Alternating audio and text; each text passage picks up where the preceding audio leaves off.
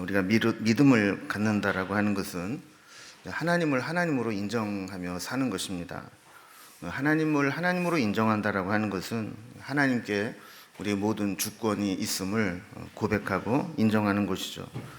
근데 우리가 모든 것이 하나님의 주권에 달려 있다, 이것을 인정하는 게 사실 그렇게 쉽지만은 않습니다. 그래서 우리가 가끔 보면 하나님이 하시는 것을 알면서도 또 불평이 나올 때가 있습니다. 어떨 때는 하나님이 참 공평하신 것 같은데, 또 어떤 때는 또 아주 공평하지 않은 것처럼 느껴질 때도 있죠. 근데 가만히 살펴보면, 그럼 이 공평과 불공평의 기준이 하나님의 입장에서 보면 다 뜻이 있고 섭리가 있고 공평한데, 내 기준으로 보면 이게 공평하지 않고 맞지 않는 것처럼 느낄 때가 많이 있습니다. 그래서 하나님의 공평하심에 대해서 가장 의심을 받는 교리 중에 하나가 예정론이다 그랬습니다. 그래서 예정론에 나오는 선택과 유기의 이 교리는 우리가 이성적으로 생각하는 것으로 납득이 되지 않는 경우가 있다는 겁니다. 지난주에 선택과 유기에 대해서 살펴봤는데, 선택과 유기가 뭐예요? 하나님이 어떤 사람은 무조건 선택해 주시고 어떤 사람은 그냥 버리는 것 같이 느껴진다라는 거죠.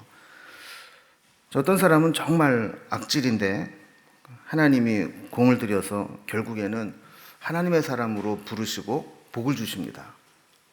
그런데 어떤 사람은 정말 선하고 착한 사람인데 복음을 들을 기회조차 얻지 못해서 구원에 이르지 못하게 됩니다. 이게 하나님의 주권에 의해서 이렇게 누구는 선택받고 누구는 선택받지 못한다, 이랬을 때 하나님이 너무하신 게 아닌가, 이런 생각을 당연히 갖게 된다는 거죠. 그래서 우리가 지난주에 세 가지 예를 들어서 바울이 설명을 했습니다. 첫 번째는 이제 둘 다 아브라함의 아들인데 왜 이스마엘은 육신의 자녀로 하나님의 약속을 받지 못하고 이삭만 약속의 자녀가 되었느냐 하는 겁니다. 자, 이 예를 든 이유가 뭐라 그랬어요?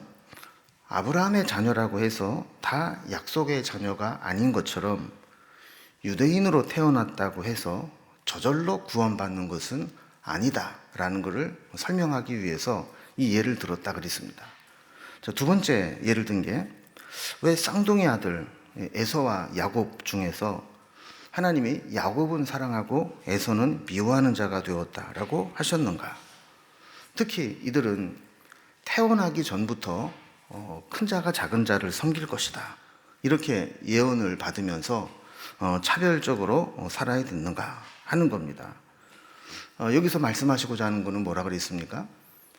야곱이나 에서나 둘 다 하나님의 기준에서 보면 구원받기에 합당한 자가 아니라는 겁니다.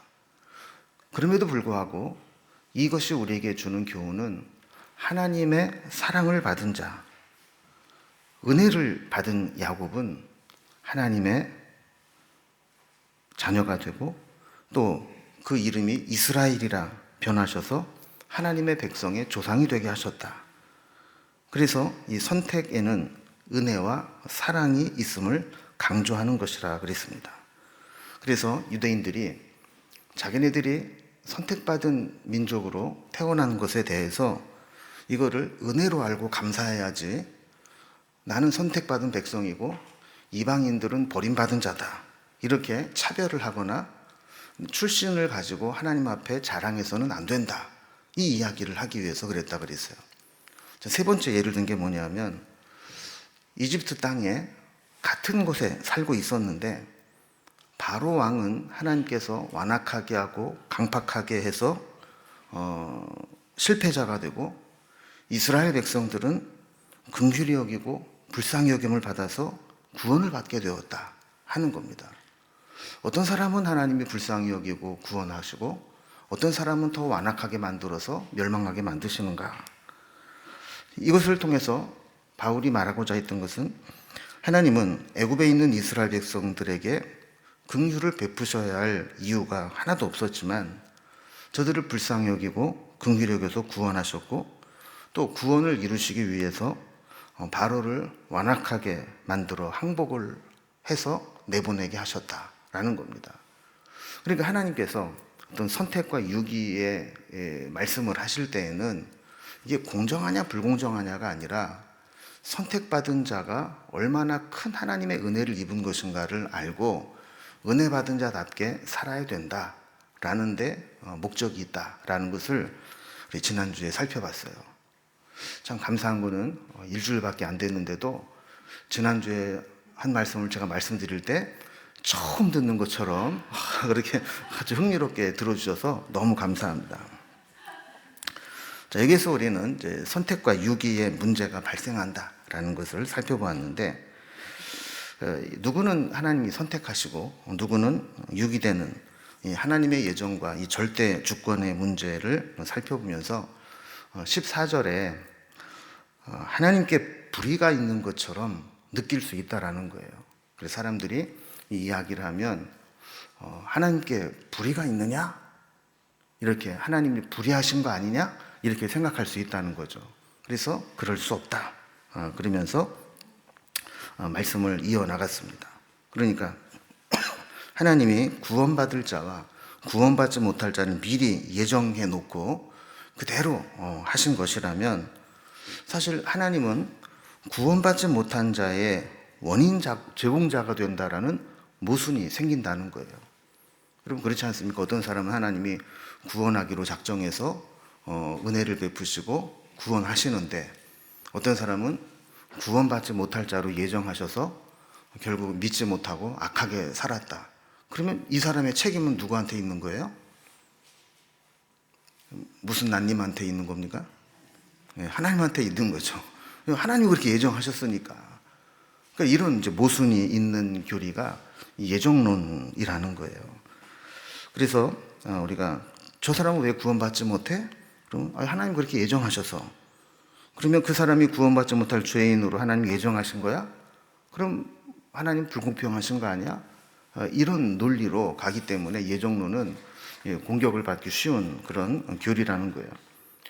또 예정론을 잘못 이해하면 인간의 책임에 대한 모호성도 제기가 됩니다. 저 사람 도대체 왜 저러는 거야? 그럴 때 하나님이 그렇게 예정하셔서 그래. 이렇게 할 말이 없는 거 아니겠어요? 또 나는 악하게 살기로 예정되었대. 그럼 어쩌라고? 난 이렇게 살 거야. 이렇게 해버리면 그것도 방법이 없다라는 겁니다. 그래서 제가 설교 준비를 하면서 신학교 때 배웠던 이 예정론을 다시 한번 이렇게 찾아봤는데 너무 골치가 아파요. 이걸 가지고 밤새도록 토론을 해도 답이 안 나오는 문제고 이 예정론을 잘못 적용하면 하나님께 불의가 있는 것처럼 느껴지게 되고 또 신앙적으로 많은 사람들이 뭔가 이렇게 하나님에 대해서 생각을 하면서 하나님이 의로우시냐 불의하시냐 막 이런 것을 막 이렇게 생각이 막 깨어나기 시작할 때 가장 대립되는 것이 예정론과 자유의지론입니다. 하나님이 모든 것을 다 예정해 놓고 하나님 예정하신 대로 흘러가는 것이냐 아니면 우리가 선택하고 결단한 것이 우리의 신앙과 삶을 이끌어가는 것이냐 어느 것을 더 강조하느냐에 따라서 우리 장로교는 그 켈비니즘의 예정론을 따르고 있고 감리교는 그 자유의지론을 따르고 있어요. 그래서 이거를 뭐 교리적으로 막 설명을 하면 너무 어렵고 또 복잡한데 제가 뭐 어떻게 하면 우리가 좀 쉽게 정리를 할 수 있을까 고민을 하다가 예정론과 자유의지론에 대해서 두 가지만 우리가 좀 정리를 하고 가면 좋겠다는 생각이 들었어요. 첫 번째는 여러분 성경에는 하나님의 주권을 강조하는 예정론이 있을까요? 아니면 인간의 책임을 강조하는 자유의지론이 있을까요? 둘 다 있어요. 그러니까 이것은 어느 것이 옳다가 아니라 양쪽을 지지하는 성경이 다 있다라는 거예요. 그래서 문제는 예정론이든 자유의지론이든 한 가지만 교리화해서 무리하게 논리적으로 몰고 가게 되면 스스로 모순에 빠진다는 겁니다. 왜냐하면 성경에는 두 가지를 다 이야기하는데 하나만 옳다라고 이야기를 하면 반대 논리를 방어할 수 있는 것이 없다라는 거예요. 성경의 어떤 부분은 하나님의 선택과 전적인 은혜를 강조하면서 반면에 또 어떤 부분에서는 인간의 역할과 책임을 강조하기도 합니다. 그러면 구원은 은혜로 받는 거예요? 행위로 받는 거예요? 은혜로 받는 거죠. 그럼 은혜로 받는 건 우리는 아무것도 안 하고 있어도 다 구원받습니까? 그렇진 않죠. 우리가 하나님을 예수님을 구주로 영접하고 믿기로 결단해야 그 믿음을 보시고 구원을 얻는 것이지, 그냥 하나님이 구원을 열어놓으셨다고 해서 모든 사람이 저절로 구원을 받는 것은 아니라는 거예요. 그러니까 하나님의 예정론, 선택의 그런 교리도 있지만 또 우리가 결단하고 믿음으로 받아들여야 되는 우리의 의지도 있다. 성경은 두 가지를 다 이야기하고 있다. 여기에서 우리가 출발해야 된다는 겁니다. 두 번째는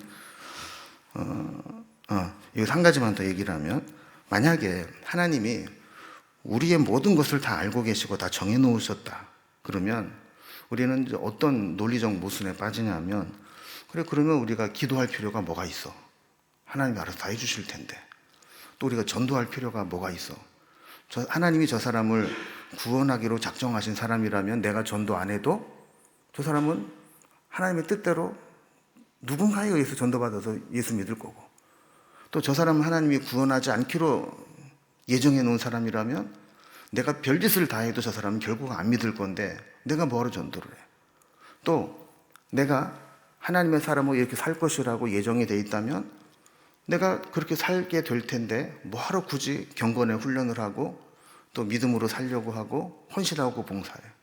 그냥 사는 대로 살다 보면 하나님이 예정한 대로 되겠지. 이렇게 무책임한 교리가 됩니다. 또 자유의지론만 강조하다 보면 하나님의 은혜보다 인간의 행위나 공로가 강조돼서 이 구원론의 심각한 문제를 가져오게 됩니다. 그러니까 우리는 어느 하나의 교리만 이것이 옳다라고 하는 것이 아니라, 이 성경에는 두 가지 교리를 근거가 되는 성경 말씀을 다 제공하고 있으니까 우리는 두 가지를 다 인정해야 된다. 여기에서 시작을 해야 된다는 거예요. 이걸 가지고 이게 옳으냐 저게 옳으냐 싸워서 논쟁이 승리하는 게 목적이 아니라는 겁니다. 두 번째는 이 예정론에 대한 오해인데, 예정론과 결정론은 다르다라는 겁니다.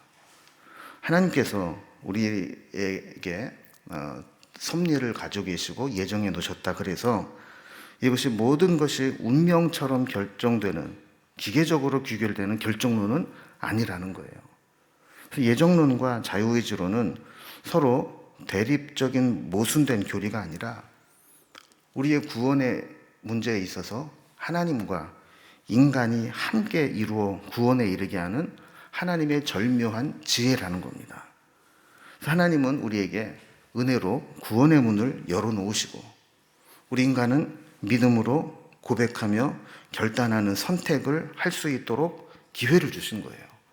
하나님은 은혜를 주시고 우리는 믿음으로 선택하게 하시고, 이 두 개가 합해서 구원을 이루게 한다. 이렇게 봐야지 구원은 하나님의 은혜로만 되는 거야.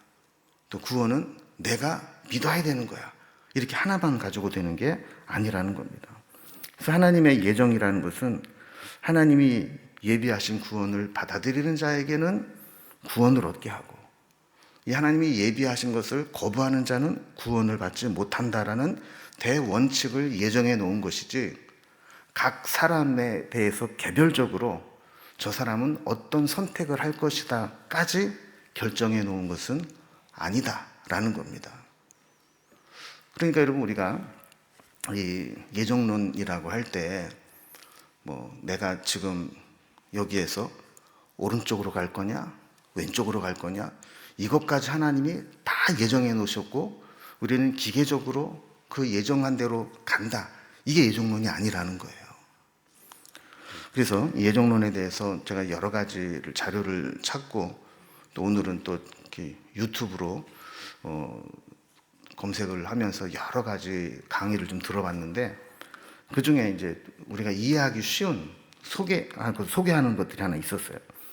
이분은 이 예정론을 어떻게 구분하느냐면 위로부터의 예정론 또 아래로부터의 예정론 이렇게 두 가지로 구분을 했어요. 그럼 위로부터의 예정론은 뭐냐면 인간이 타락할 것을 알고 계셨던 하나님은 그를 구원할 방법을 예정해 놓으셨고 예정한 대로 구원을 시행하신다는 거예요. 그러니까 우리가 그 선악과 문제도 그렇잖아요. 그럼 선악과를 만들어 놓으셨을 때 하나님은 우리가 선악과를 따먹을 줄을 아셨을까요? 모르셨을까요? 이거 얘기를 잘못하면 둘 다 걸리는 겁니다. 그죠? 하나님은 몰랐지. 그 뭐 알면 만들어 놓으셨겠어? 그러면 하나님의 전지하심. 이게 위배가 돼요. 그런데 만약에 하나님은 아셨어. 그럼에도 불구하고 만들어 놓으셨어. 그러면 그러면 자기가 만들어 놓고 그거 먹었다고 멸망시키는 하나님이 과연 의롭고 선하신 하나님이냐? 이런 이제 모순에 자가당착에 빠지게 되는 거예요. 근데 여기에서는 위로부터 예정론에서는 아셨다는 겁니다. 하지만 선악과를 따먹고 타락한 인간을 멸망시키지 않기 위해서 하나님께서는 구원의 방법을 미리 예정해 놓으셨다. 그를 믿는 자는 구원받게 하셨다라는 것이 위로부터의 예정이라는 거예요. 근데 아래로부터의 예정론이 있어요. 이거는 인간으로부터 시작하는 거예요. 인간의 고백으로부터 시작을 하는 거예요. 그 자기의 경험과 고백으로 볼 때, 하나님이 나를 위해서 예정해 놓으신 것 같아. 이렇게 느끼게 된다라는 거죠. 그래서 내가 예수 믿고 구원받을 만한 아무런 자격도 요인도 없는데 내가 예수를 믿게 되고 변화된 것은 이 하나님이 나를 구원하기 위해서 만드신 예정이라고 밖에는 설명할 방법이 없다라는 거예요. 그래서 여러분 우리가 이제 신앙생활을 하면서 고백하는 것 중에 하나가 여러분 내 뜻대로 되는 게 잘 되는 겁니까? 내 뜻대로 안 되는 게 잘 되는 겁니까? 일반적으로는 내 뜻대로 되는 게 잘 되는 거예요. 그죠? 근데 우리 인생을 넓게 되돌아보면 내 뜻대로 안 돼서 더 잘 된 경우가 더 많아요. 그럼 그때 우리가 어떤 생각을 합니까? 하나님이 나를 더 선한 길로 인도하기 위해서 내가 원하는 길을 막으시고 이 길로 인도하셨구나. 이 하나님의 이런 예정하심이 있었구나. 이거를 느끼게 되는 겁니다. 이게 대표적인 게 사도 바울이죠. 여러분 사도 바울은 한때 엄청난 핍박자였습니다. 하나님의 구원 계획에 회방하는 자였고 엄청난 복음의 반대자였습니다. 그런데 그가 주님의 은혜로 주님을 만나게 되고 사도로 부름을 받게 된 것을 생각하면 내가 하나님 앞에 구원받을 만한 일을 한 게 하나도 없고 도리어 진노하심을 받고 징계를 받아야 마땅한 자임에도 불구하고 내가 이렇게 구원을 받고 사도로 부름받았다는 것은 하나님이 나를 향한 계획과 섭리와 은혜가 있었기 때문이라고 밖에는 해석할 방법이 없다라는 겁니다. 그래서 이 예정론은 구원의 원인을 인간의 노력과 공로에서 찾으려고 하는 것을 경계하고 그건 전적인 하나님의 은혜 앞에 겸손하게 만드는 교리라는 거예요. 그래서 우리가 이 예정론을 교리적으로 내가 구원받느냐 못 받느냐를 시간적으로 볼 때 하나님이 먼저 결정해 놓고 나중에 내가 그것을 이루었다라고 보는 게 아니라 신앙 고백적으로 내 인생을 돌아보니까 하나님께서 나를 택하기 위해서 이렇게 인도하셨구나. 나로 하여금 이런 가정에서 태어나게 하셨고 나로 하여금 누구를 만나게 하셨고 나로 하여금 이런 아픔과 시련과 고통을 겪게 하셨고 그래서 결국에는 하나님이 나를 여기까지 인도하셨구나. 내가 그때 당시에는 깨닫지 못했지만 돌아보니까 여기에 다 하나님의 섭리와 예정하심이 있었구나. 이거를 고백하는 것, 이게 아래로부터의 예정론이라는 겁니다. 어쨌든 우리는 이 예정론을 통해서 하나님의 섭리를 발견하게 되는데, 오늘은 이제 지난주에 이어서 그러면 이 유대인들에게 또 이 선지서에 나타난 예를 통해서 이 예정론을 계속 설명해 나가고 있습니다. 19절 말씀 보면 이제 이런 말씀이 있어요. 혹 네가 내게 말하기를 그러면 하나님이 어찌하여 허물하시느냐, 누가 그 뜻을 대적하느냐 하리니 그랬어요. 여기도 우리가 이 예정론에 대해서 설명을 하면서 예정론을 들으면 이런 의문이 생길 거다라는 질문을 대신 해줍니다. 그게 뭐냐 하면, 만약에 모든 것을 하나님이 다 정하신 대로 되는 것이라면 우리가 지난 시간에 살펴본 이스마엘, 에서, 이 바로와 같이 하나님께 선택받지 못하고 유기된 자들, 버림받은 자들에 대해서 하나님께서 어떻게 책망하실 수 있겠느냐 하는 거예요. 하나님이 어찌하여 허물하시느냐라고 묻는다는 것은, 하나님이 그렇게 선택하셨고 버리셨다면 그들이 설령 강팍해졌다 할지라도 그들이 잘못이라고 말할 수 있겠느냐, 또 뭐 그렇게 얘기하면 하나님 앞에 누가 그 뜻에 대적할 수 있겠느냐, 이렇게 비판적으로 항변할 거라는 거죠. 여기에 대해서 사도 바울은 20절에서 이렇게 말씀합니다. 이 사람아, 네가 누구이기에 감히 하나님께 반문하느냐, 지음을 받은 물건이 지은 자에게 어찌 나를 이같이 만들었느냐 말하겠느냐, 이렇게 이야기를 했어요. 그러면서 이제 토기장이 비유를 듭니다. 21절을 보면 토기장이가 진흙 한 덩이로 하나는 귀 있을 그릇을, 하나는 천이 있을 그릇을 만들 권한이 없느냐 그랬어요. 그래서 하나님의 주권, 또 선택과 유기의 교리에서 그것에 대한 불합리함을 주장하는 자들에게 하나님이 사용하시는 비유가 바로 토기장이 비유입니다.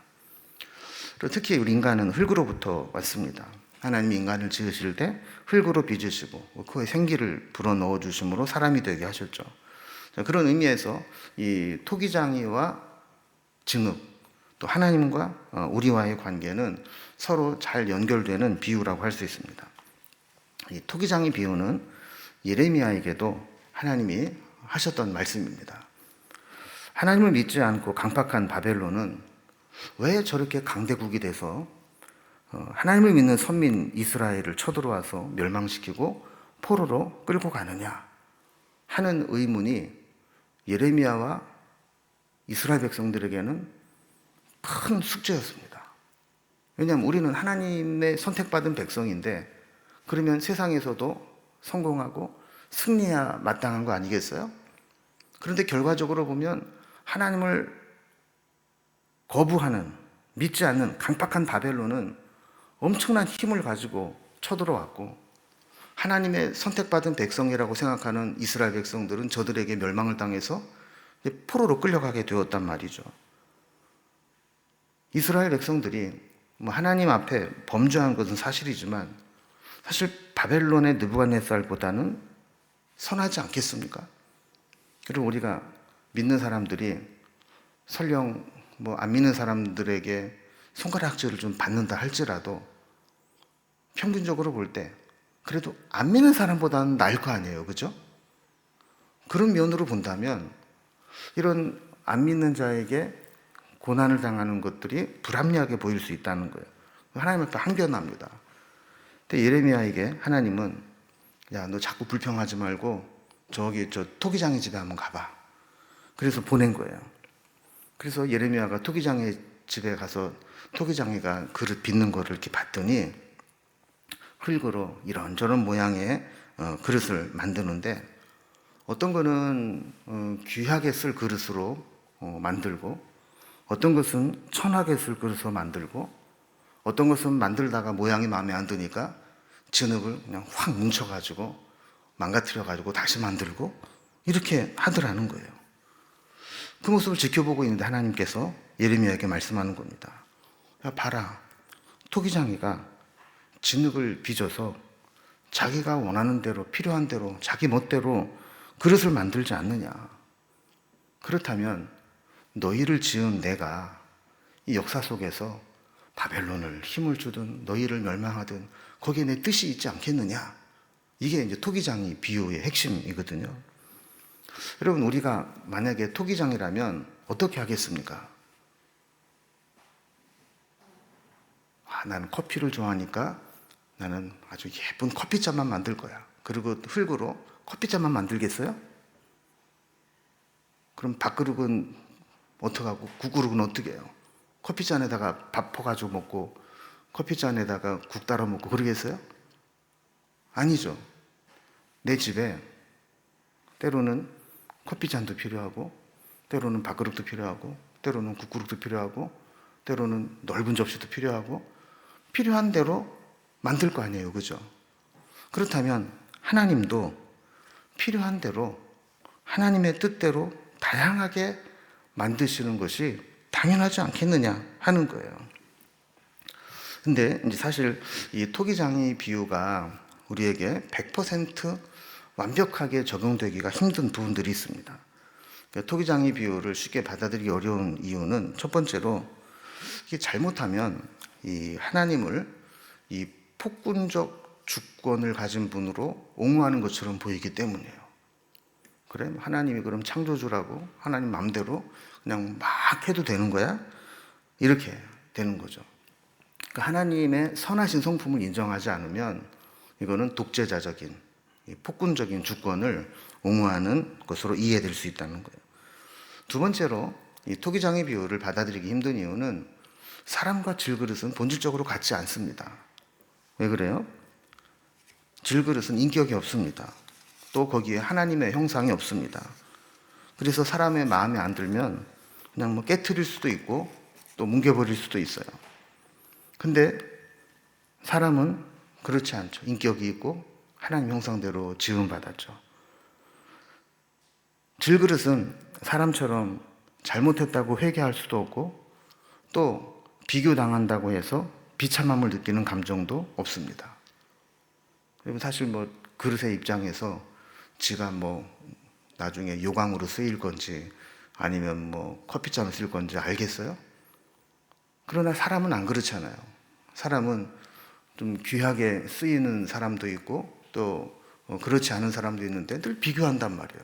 그러니까 이걸 100% 똑같이 볼 수는 없습니다. 그래서 이 토기장의 비유를 이해하기 위해서는 우리가 이 두 가지를 알아야 되는데, 첫 번째는 하나님은 그 주권을 우리를 사랑하는데 사용하신다라는 믿음이 있어야 돼요.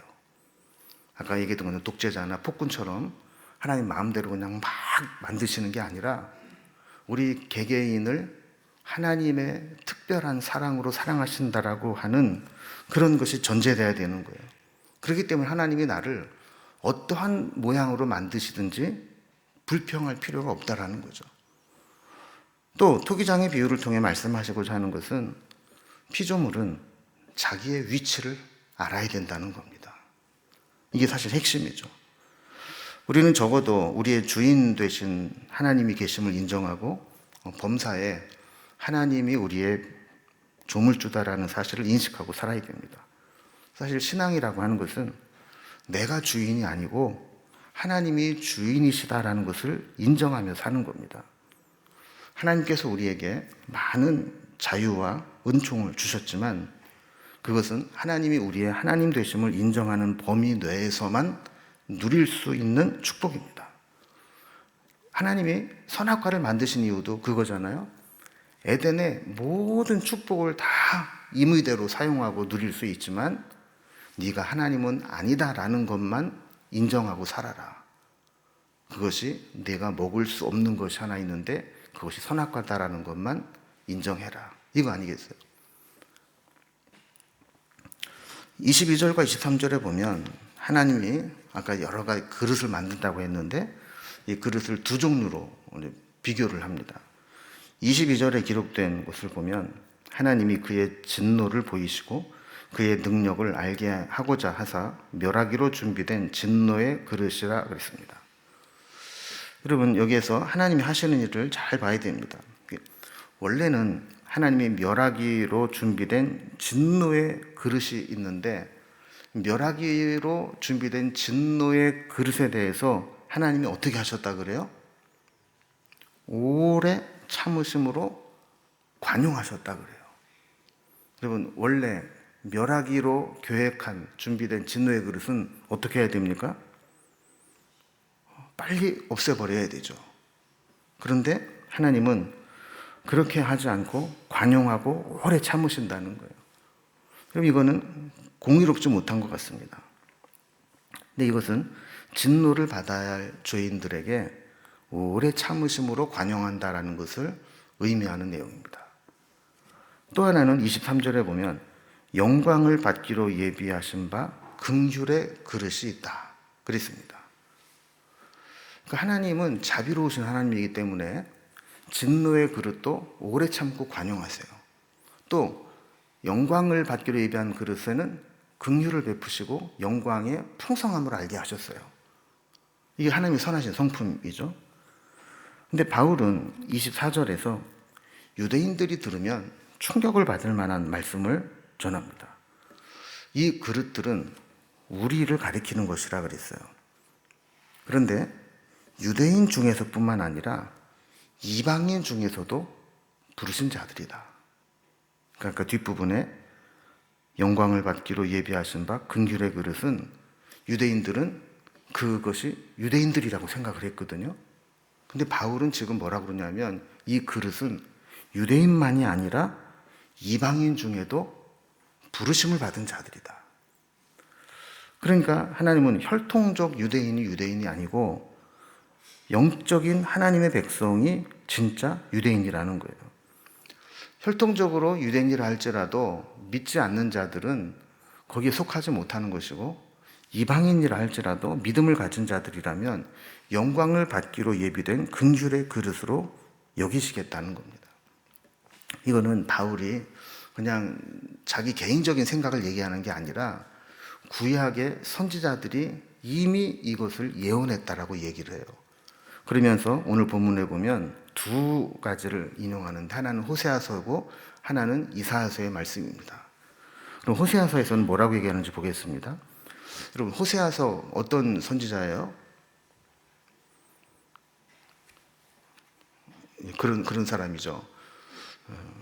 하나님이 창기와 결혼을 해라. 그래서 순종해서 결혼을 했어요. 그런데 결혼을 하고도 정신을 못 차리는 거예요. 맨날 가출을 해요. 그래가지고 그냥 찾아다가 붙잡아다 놓으면 또 가출을 하고. 근데 그냥 나갔다가 그냥 들어오면 괜찮은데 또 남의 애를 배갖고 와요. 그래가지고 애를 낳는데 내 애가 아니에요. 얼마나 속이 상하겠어요. 그리고 하나님이 애를 낳을 때마다 이름을 줘줘요. 근데 이름이 뭐예요? 첫째는 이스라엘, 둘째는 롤루하마, 셋째는 로함미. 그 뜻이 뭔가 봤더니만 이스라엘은 하나님께서 이스라엘 족속의 나라를 폐하실 것이다, 흩으실 것이다, 이런 거고, 롤루하마, 로는 아니다라는 뜻이거든요. 긍휼히 여기지 않겠다 하는 뜻이에요. 로함미는 뭐예요? 내 백성이 아니다. 아이고 세상에. 여러분, 우리가 애를 낳으면 이름을 지을 때 하나님이 흩으신다, 긍휼이 없다, 내 자식이 아니다, 이렇게 이름 지는 사람이 어디 있어요? 근데 하나님께서 호세아에게 그렇게 이름을 지라 그랬어요. 그런데 호세아서를 조금 더 가보면 하나님이 그들을 긍휼히 여기셔서 다시 회복을 시키시는데, 롤루하마는 루하마라, 로함미는 암미라. 긍휼이 없던 자를 내가 긍휼히 여기리라. 내 백성이 아니다 했던 자를 내 백성이라. 이렇게 이름을 바꿔주겠다는 거예요. 자, 이 말씀을 인용을 하면서 25절과 26절에 보면 호세아 그래도 이르기를 내가 내 백성이 아닌 자를 내 백성이라, 사랑하지 아니한 자를 사랑한 자라 부르지야. 그러면서 너희는 내 백성이 아니라 한 그곳에서 그들이 살아계신 하나님의 아들이라 일컬음을 받으리라 함과 같으리라 그랬어요. 그러니까 원래는 하나님 백성이 아니었는데 하나님의 백성으로 여기시겠다는 거예요. 그러니까 이방인은 원래 하나님이 택하신 자들, 하나님 백성이 아니었지만 이제 하나님 백성이 아니던 자를 하나님이 사랑하시는 자로 결정하셨고 하나님의 백성으로 부르겠다라고 말씀하셨다는 거예요. 유대인들이 볼 때는 이해가 안 되는 말씀입니다.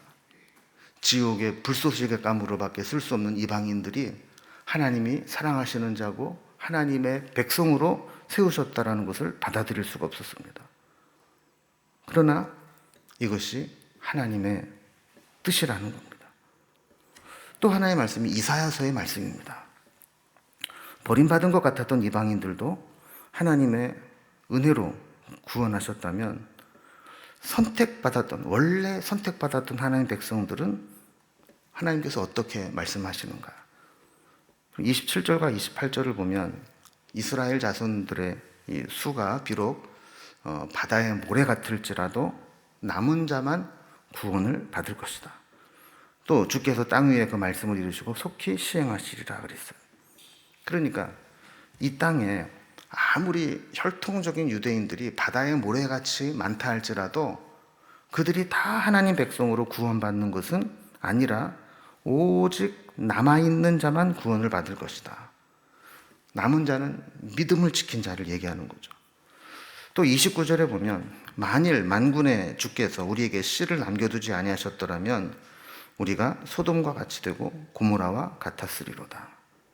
그러니까 유대인들도 우리는 선택받은 백성이야 이렇게 모가지 힘주고 살아가지만 그들이 한 짓을 보면 소돔과 고모라와 다를 바가 없다는 거예요. 소돔과 고모라가 그 죄악으로 하나님께 심판을 받아서 완전히 멸망을 했던 것과 마찬가지로 하나님이 그들을 긍휼히 여기지 않았더라면 소돔과 고모라처럼 없어져도 벌써 없어져 버렸을 거라는 겁니다. 그러나 하나님께서는 씨를 남겨두셨어요.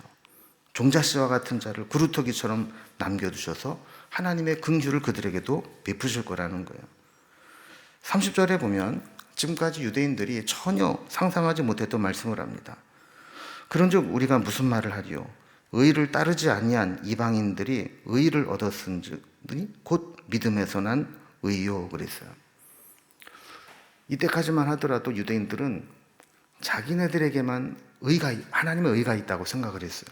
왜냐하면 자기네들은 율법이 있고 성전이 있고 할례받은 백성이기 때문에 자기네들에게만 하나님의 의가 있고 이런 할례받지 못하고 율법이 없고 성전에서 예배하지 못하는 이방인들은 다 지옥의 자식들이라 생각을 했어요.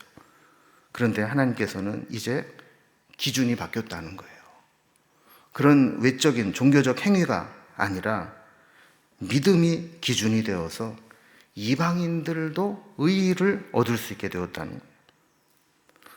반면에 31절과 32절을 보면 의의 법을 따라간 이스라엘은 율법에 이르지 못하였으니 어찌 그러하냐. 이는 그들이 믿음을 의지하지 않고 행위를 의지함이라 그랬어요. 그러니까 유대인이라 할지라도 믿음이 아니면 의에 이를 수 없다는 거예요. 그들이 아무리 행위를 의지하고 종교적인 행위를 잘 지켜도 믿음이 없으면 구원을 받지 못한다는 거예요. 그래서 33절에 있는 말씀과 같이 율법과 행위를 의지하는 사람들은 하나님이 예비하신 구원에 이르는데 걸림돌과 거치는 바위, 부딪히는 돌이 되었다는 겁니다. 그래서 결론은 33절 말씀과 같이 믿는 자만 부끄러움을 당하지 않고 믿음을 의지하지 않고 자기 행위를 의지하는 자들은 부끄러움을 당할 것이다. 이거는 이사야서 28장 16절 말씀을 인용한 것인데 결국 우리가 구원받은 것은 율법과 행위에 의해서가 아니라 하나님의 은혜 때문임을 기억하라는 겁니다. 그러니까 유대인의 입장에서 보면 이 영적인 기득권을 빼앗기는 거죠. 자기네들은 그냥 유대인이라는 것만으로도 구원받은 줄 알았는데 이 기득권이 완전히 무너지고 믿음이라고 하는 새로운 기준으로 이방인도 믿음 있는 사람은 구원의 자녀가 되고 유대인들도 믿음으로 행하지 않으면 이 구원의 자녀에서 탈락하게 되는 이런 일이 일어나게 된다는 거예요. 우리가 여러분 하나님의 은혜를 입은 것은 전적인 은혜입니다. 그럼 사실 우리가 이해할 수 없는 거 아니겠어요? 우리가 하나님 앞에 택함을 받고 은혜를 받고 하나님의 자녀로 살아간다는 것은 전적인 은혜입니다. 그리고 하나님의 주권입니다. 하나님의 주권은 오늘도 우리를 구원하고 복되게 하고 궁극적인 승리로 우리를 인도해 나아가십니다. 우리가 하나님의 이 주권을 인정하는 것, 우리의 기준으로는 이해가 안 되는 부분이 있다 할지라도 우리의 삶의 모든 것이 하나님의 뜻대로 되어짐을 고백하며 또 하나님의 주권을 인정하며 또 믿음으로 살아가는 저와 여러분이 될 수 있기를 주님의 이름으로 기원합니다. 기도하겠습니다.